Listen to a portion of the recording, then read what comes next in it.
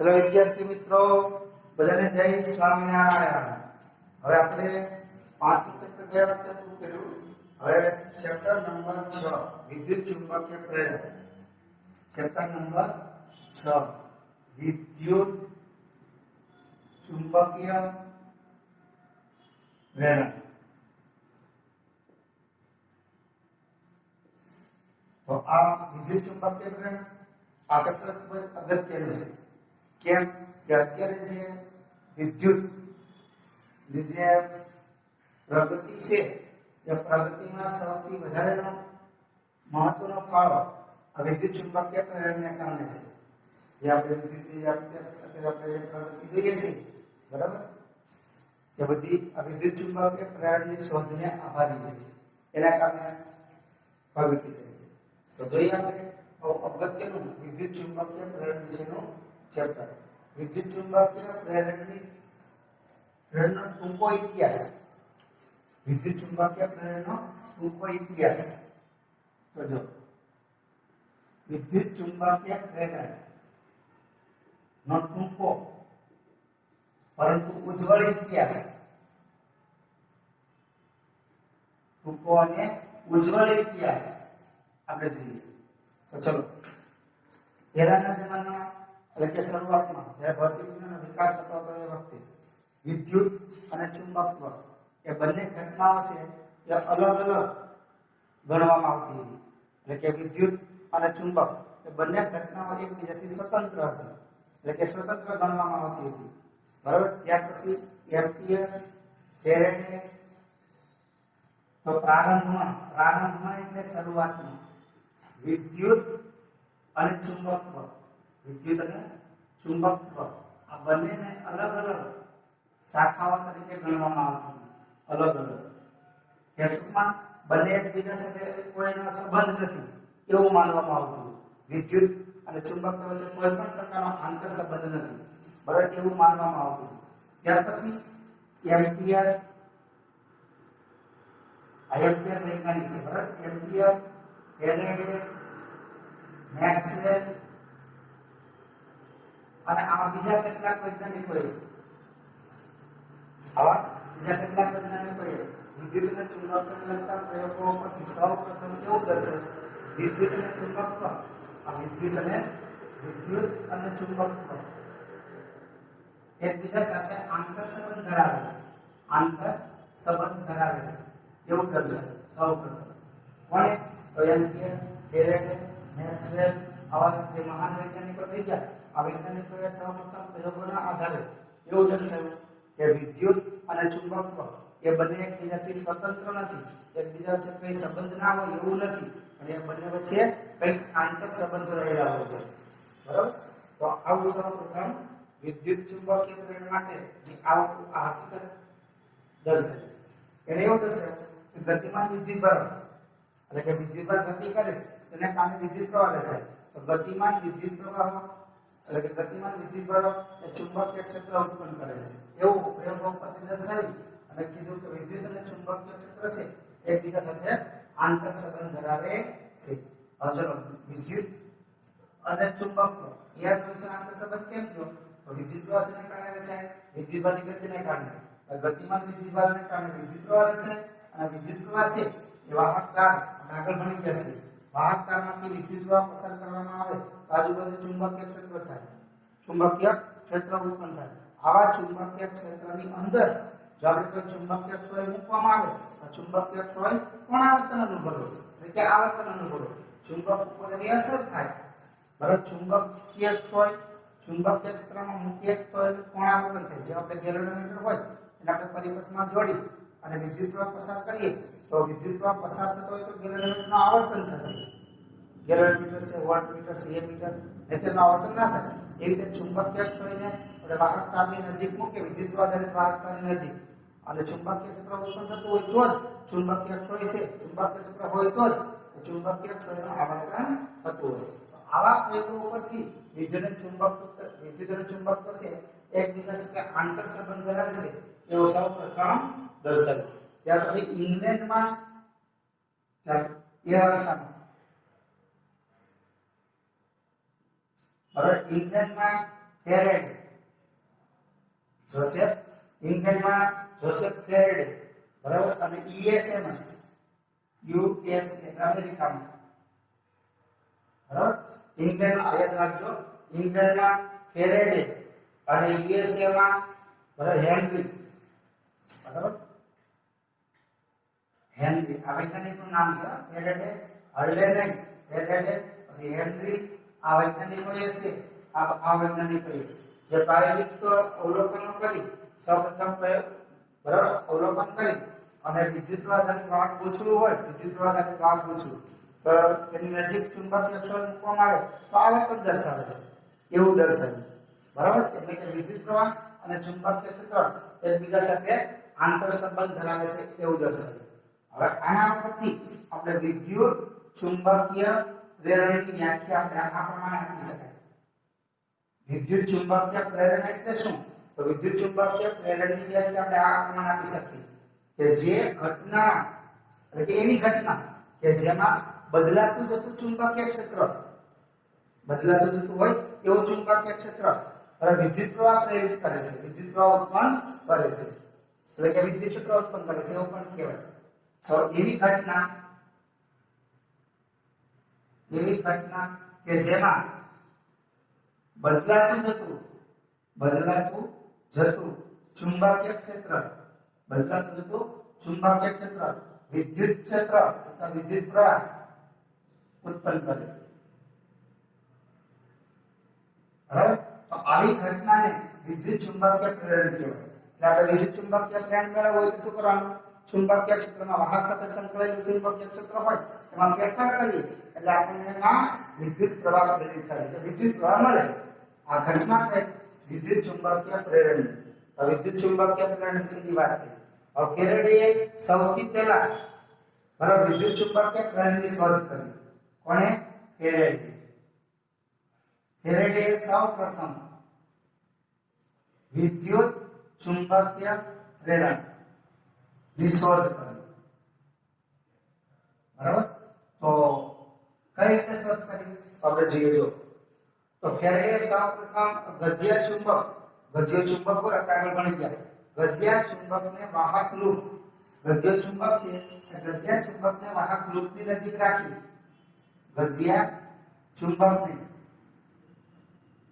વાહક લૂપ અથવા બંધગાળ પણ કહેવાય, બરાબર. વાહક ગજિયા ચુંબકને વાહક લૂપની નજીક રાખી સાપેક્ષ ગતિ આપવામાં આવે છે, ત્યારે સાપેક્ષ ગતિ કરાવતા આ લૂપમાં પ્રવાહ પ્રેરિત થાય છે, લૂપમાં પ્રવાહ પ્રેરિત થાય છે. એવું સૌ પ્રથમ આ પ્રયોગ કરી અને એના પરથી વિદ્યુત ચુંબકીય પ્રેરણની ફેરેડેએ શોધ કરી એવું કહેવામાં આવે છે. હવે જો આ વિદ્યુત ચુંબકીય પ્રેરણ છે એ આપણે શૈક્ષણિક, બરાબર, માત્ર શૈક્ષણિક કે સૈદ્ધાંતિક હેતુ પૂરતું સીમિત નથી. આ વિદ્યુત ચુંબકીય પ્રેરણ છે આપણા વ્યવહારમાં પણ આપણી સાથે સંકળાયેલું છે. એટલે કે આપણે વ્યવહારમાં જે ઇલેક્ટ્રોનિક ઉપકરણો વાપરીએ છીએ એમાં કેટલાય ઇલેક્ટ્રોનિક ઉપકરણો છે કે વિદ્યુત ચુંબકીય પ્રેરણના સિદ્ધાંત ઉપર કાર્ય કરતા હોય છે. દાખલા કે ટ્રાન્સફોર્મર, બરાબર. તો ચલો, ગજિયા ચુંબકને વાહક લૂપની નજીક રાખી સાપેક્ષ ગતિ કરાવતા લૂપમાં પ્રવાહ પ્રેરિત થાય છે, લૂપમાં પ્રવાહ પ્રેરિત થાય છે. આવી શોધ કરી અને ફેરેડેએ વિદ્યુત ચુંબકીય પ્રેરણની શોધ કરી એવું કહેવામાં આવે છે. એટલે વિદ્યુત ચુંબકીય પ્રેરણની ઘટના માત્ર સૈદ્ધાંતિક દ્રષ્ટિએ, બરાબર, અને શૈક્ષણિક દ્રષ્ટિએ રસ આપણને ઉત્પન્ન થાય એટલે તેના માટે જરૂરી હોય એવું જરૂરી નથી, પણ વ્યવહારમાં પણ આપણે વિદ્યુત ચુંબકીય પ્રેરણ છે તેનો આપણે ઉપયોગ કરતા હોઈએ છીએ. હવે તમે એવું વિચારો કે કોઈ પણ પ્રકારની વિદ્યુત ના હોય, કોઈ પણ પ્રકારની વિદ્યુત ના હોય એટલે લાઈટ ના હોય, બરાબર. તો અત્યારે આ વિદ્યુત પ્રકાશ છે એ આપણને ના મળે. દાખલા કે આપણે ટ્યુબલાઇટ ચાલુ કરીએ તો વિદ્યુત ગોળો, ટ્યુબલાઇટ આ બધું ના ચાલી શકે. એટલે ટ્રેન પણ ના ચાલે, ટેલિફોન એ પણ ના ચાલે. તો કોઈ મોબાઈલ ના ચાલે. કેમ? મોબાઈલની અંદર આપણે ચાર્જ કરવા પડે, ચાર્જિંગ કરવા માટે આપણે બરાબર વિદ્યુત પ્રવાહની જરૂર પડે, બરાબર. પછી ઇલેક્ટ્રિક થી દોડતી જે ટ્રેન હશે એ ટ્રેન અસ્તિત્વ ધરાવતી ના હોય. તો આમ આપણે જીવનમાં એન પ્રકારે, બરાબર આ વિદ્યુત ચુંબકીય પ્રેરણનો આપણે ઉપયોગ કરીએ છીએ એટલે માત્ર સૈદ્ધાંતિક કે શૈક્ષણિક રસ પૂરતું જ આ વિદ્યુત ચુંબકીય પ્રેરણ નથી એ આપણા જીવનમાં પણ ખૂબ જ ઉપયોગી છે બરાબર આ વિદ્યુત ચુંબકીય પ્રેરણ બરાબર આ વિદ્યુત ચુંબકીય પ્રેરણના પ્રયોગમાં જનરેટર કે જેની મદદથી આપણે વિદ્યુત પ્રવાહ ઉત્પન્ન કરીએ છીએ જનરેટર અને ટ્રાન્સફોર્મર પછી આપણે આગળ ભણીશું હો ટ્રાન્સફોર્મર બરાબર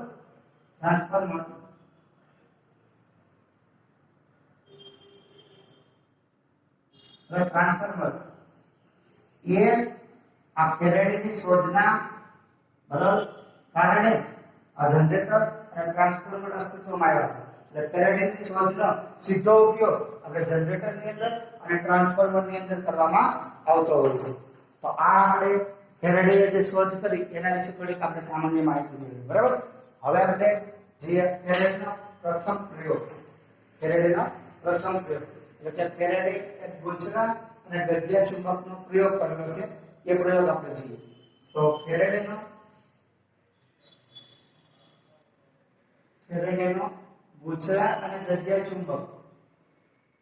ગૂંચળા અને ગજિયા ચુંબક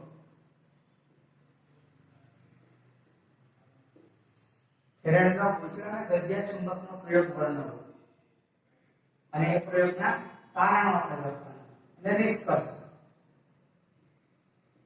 બરાબર 2 માર્કનો પ્રશ્ન પૂછી શકે ચલો જો ફેરાડેએ સૌપ્રથમ એક વિદ્યુત બરાબર એક વાહક ગૂંચળું લીધેલું એ વાહક ગૂંચળાની નજીક આ વાહક ગૂંચળું આપણે દોરીએ જો આકૃતિમાં દર્શાવ્યા પ્રમાણે એક વાહક ગૂંચળું લીધેલું આવું એક વાહક ગૂંચળું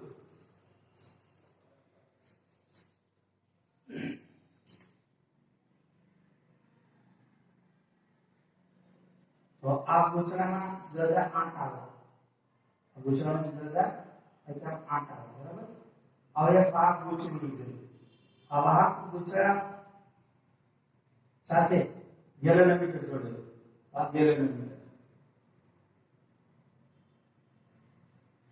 આ ગેલેનોમીટર છે આજી આ વાહક ગૂંચળું હવે એની નજીક એક ગજ્ય ચુંબક રાખેલું આ ગજ્ય ચુંબક આ ચુંબક આ વાહક ગૂંચળું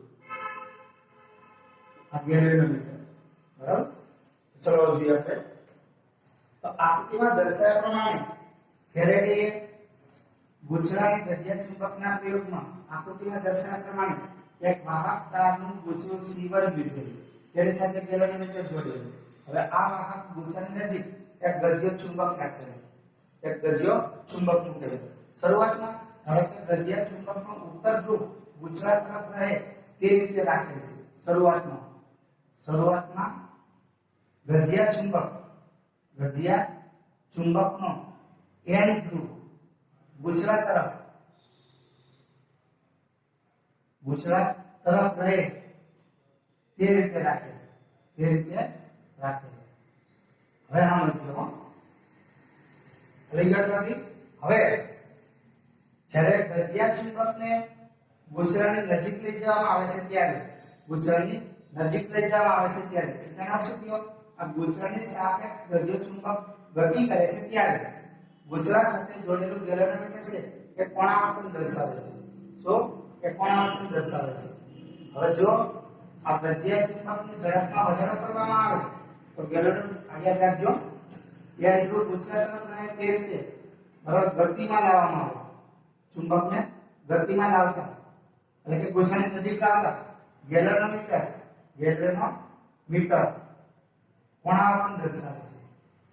કોણાવર્તન દર્શાવે છે એનો અર્થ શું થયો ચુંબક ગૂંચળાની નજીક આવે ત્યારે આ ગૂંચળામાં કોઈ પ્રવાહ પ્રેરિત થતો હોવો જોઈએ કે જે પ્રવાહ ગેલેનોમીટરમાંથી પસાર થાય અને ગેલેનોમીટર આવર્તન દર્શાવે જો વિદ્યુત પ્રવાહ પસાર થતો ના હોય તો ચુંબકને તમે ગૂંચળાની નજીક લાવો તો પણ ગેલેનોમીટર પર કોઈ અસર થાય નહીં બરાબર હવે તો ચુંબકની ઝડપમાં વધારો કરવામાં આવે તો ગેલેનોમીટરનું કોણાવર્તન છે એનું મૂલ્ય પણ વધે છે હવે એ જ રીતે જો ગજિયા ચુંબકને ગૂંચળાથી દૂર લઈ જવામાં આવે ગૂંચળાથી દૂર લઈ જવામાં આવે તો પણ કેલેન્ડરમાં કોણાવર્તન મળે છે પણ જ્યારે ચુંબક નજીક આવતો હોય એ વખતે જે કોણાવર્તન મળતું હોય એના વિરુદ્ધ દિશામાં કોણાવર્તન મળે દૂર લઈ જઈએ ત્યારે હવે જો ગજિયા ચુંબકને સ્થિર કરવામાં આવે તો પછી ગેલેનોમીટરનું આવર્તન શૂન્ય થઈ જાય છે કેવો શૂન્ય તો ત્રણ પદ્ધતિ રાખજો નંબર 1 ગજિયા ચુંબકને ગોચરની નજીક લાવવામાં આવે ત્યારે ગેલેનોમીટર કોણાવર્તન દર્શાવે તો ગજિયા ચુંબકની ઝડપમાં વધારો કરવામાં આવે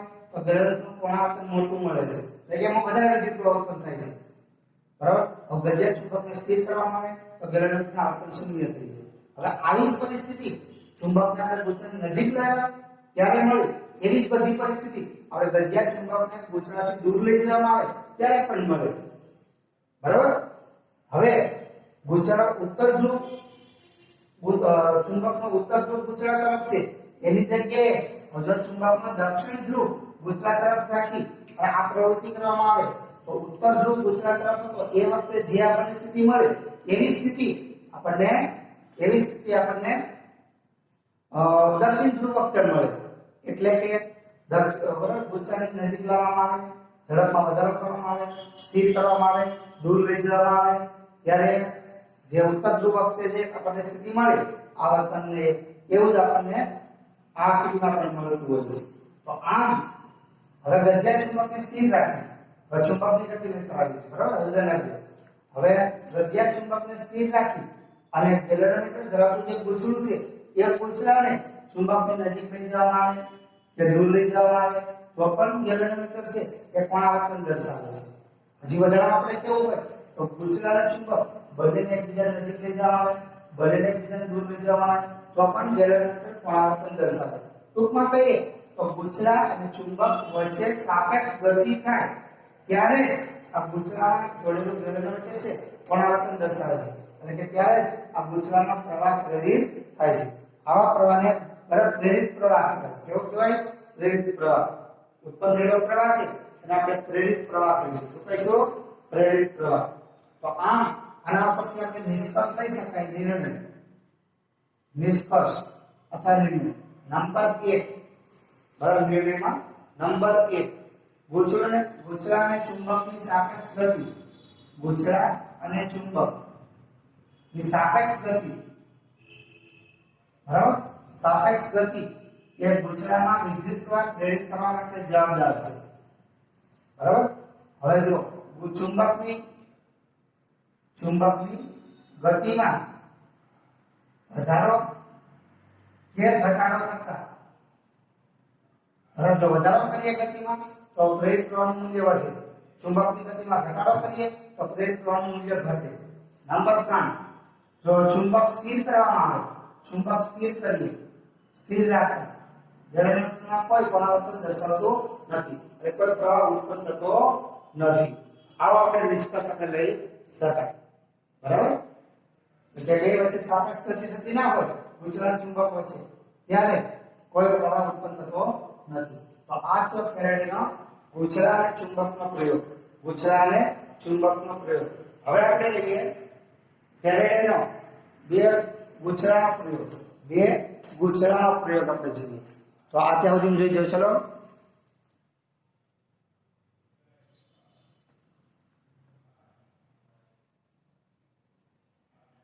હવે આપણે ફેરાડેનો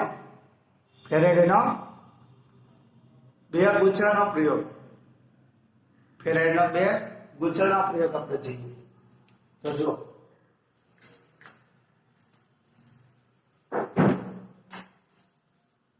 ફેરાડેનો બે ગૂંચળાનો પ્રયોગ વર્ણવો અભ્યાસ પ્રશ્ન પૂછી શકે બરાબર તેના માટે જો બે વાહક તારમાંથી બનાવેલા ગૂંચળા લેવાના એકનું નામ આપશું C1 બીજાનું C2 એક ગૂંચળા સાથે આપણે ગેલેનોમીટર જોડીશું અને બીજા ગૂંચળા સાથે વિદ્યુત પ્રવાહ પસાર કરવા માટે બેટરી જોડીશું તો જો જોઈએ આપણે આ ફેરાડેના બે ગૂંચળાનો પ્રયોગ તો આ એક ગૂંચળું આપણે કહીએ C1 તમે થોડા આંટા આપવાના બતાવીએ પ્રમાણે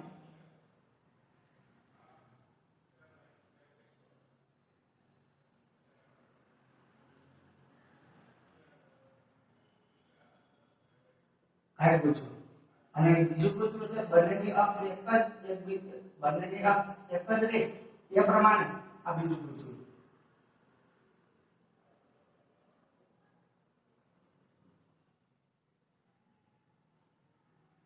આ બીજું પૂછવું બરાબર.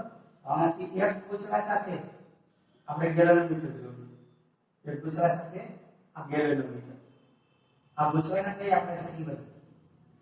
આ બીજું પૂછવું છે એની સાથે આપણે બેટરી જોડી, એની સાથે બેટરી. પરિપથમાં વિદ્યુત પ્રવાહ બંધ કરવા માટે કળ પણ રાખી શકાય આ બેટરી. આ પૂછન કે આપણે શીખી. હવે જો આકૃતિમાં દર્શાવ્યા પ્રમાણે ફેરેડે તેના બે ગોળછડાના પ્રયોગમાં આકૃતિમાં દર્શાવ્યા પ્રમાણે બે ગોળછડાઓ C1 અને C2 ને સમઅક્ષીય એટલે બંને ગોળછડાની અક્ષ એક જ રહે એ પ્રમાણે ગોઠવેલા. C1 ગોળછડા સાથે ગેલેનોમીટર જોડેલું અને C2 એટલે બીજા ગોળછડા સાથે બેટરી જોડેલી. હવે C2 ગોળછડામાંથી વિદ્યુત પ્રવાહ પસાર કરવામાં આવે છે એટલે ચુંબકીય ક્ષેત્ર ઉત્પન્ન કરે છે. શું ચુંબકીય ક્ષેત્ર ઉત્પન્ન થાય છે એટલે ચુંબક તરીકે વર્તે છે. આપણે જો ચુંબક હતો ને એનું ચુંબકીય ક્ષેત્ર હતું ત્યારે આપણે પ્રવાહની જરૂર નથી. ચુંબકીય ક્ષેત્ર ઉત્પન્ન કરવા માટે પ્રવાહની જરૂર છે. તો ગજિયા ચુંબકની જેમ જ આ ગૂંચળું C2 વર્તે છે. C2 ગૂંચળું એટલે હવે જો C2 ગૂંચળાને આ C1 ગૂંચળાની નજીક લઈ જવામાં આવે તો ગેલેનોમીટર પણ આવર્તન દર્શાવે છે. જો C2 ગૂંચળાની ઝડપમાં વધારો કરવામાં આવે તો પણ ગેલેનોમીટરનું પણ આવર્તન વધુ મળે છે. બરાબર. જો C2 ગૂંચળું સ્થિર હોય, C2 ગૂંચળાને આપણે સ્થિર રાખીએ બરાબર, તો ગેલેનોમીટર છે કોઈ આવર્તન દર્શાવતું નથી. તો આ કિસ્સો આપણે ઉત્તર ધ્રુવ ચુંબકનું ઉત્તર ધ્રુવ ગૂંચળાણ તરફ લઈ અને ગતિ જે કરાવી એવી જ પરિસ્થિતિ આપણને અહીં મળે છે. હવે એવી જ રીતે હવે આ ગૂંચળાણ C2 ને બરાબર C1 થી દૂર લઈ જવામાં આવે, તેની ઝડપમાં વધારો કરવામાં આવે તો દરેક વખતે ગેલેનોમીટર પણ આવર્તન દર્શાવશે. ઝડપ વધે તો ગેલેનોમીટર પણ આવર્તન વધારે મળે એટલે ગૂંચળામાં વધારે પ્રવાહ પ્રેરિત થાય. હવે જો ગૂંચળું C2 દૂર લઈ જતા હોય તો સ્થિર કરીએ તો આવર્તન શૂન્ય થઈ જાય એટલે કોઈ પ્રવાહ ઉત્પન્ન થતો નથી. હવે એવી જ રીતે આ ગૂંચળા C2 ને સ્થિર રાખી ગેલેનોમીટર જોડેલું ગૂંચળું છે એને ગૂંચળા C2 નજીક લઈ જાઓ, એની ઝડપમાં વધારો કરો એટલે સ્થિર કરો તો આગળ જે આપણને કિસ્સાઓ મળે એવા જ કિસ્સા આપણને મળશે. હવે એવી જ રીતે આ બંને ગૂંચળાઓ છે C1 અને C2 એને એકબીજાની નજીક લાવો, એકબીજાથી દૂર લઈ જાઓ તો દરેક વખતે ગેલેનોમીટર પણ આવર્તન દર્શાવશે. હવે એની ઝડપમાં વધઘટ કરીએ તો એને અનુરૂપ ગેલેનોમીટરમાં કોણ આવર્તનમાં પણ ફેરફાર થતા જાય એટલે કે ગેલેનોમીટરમાં ઉત્પન્ન થતો જે પ્રવાહ છે એ પ્રવાહમાં ફેરફાર થશે. બરાબર. તો જેમ ઉત્તર ધ્રુવ વખતે મળે અને દક્ષિણ ધ્રુવ વખતે વિરુદ્ધ દિશામાં પણ આવર્તન, એવી રીતે ગોળછડાની નજીક લાવીએ ત્યારે જે પણ આવર્તન મળે એના કરતા C2 ગૂંચળાને દૂર લઈ જવામાં આવે ત્યારે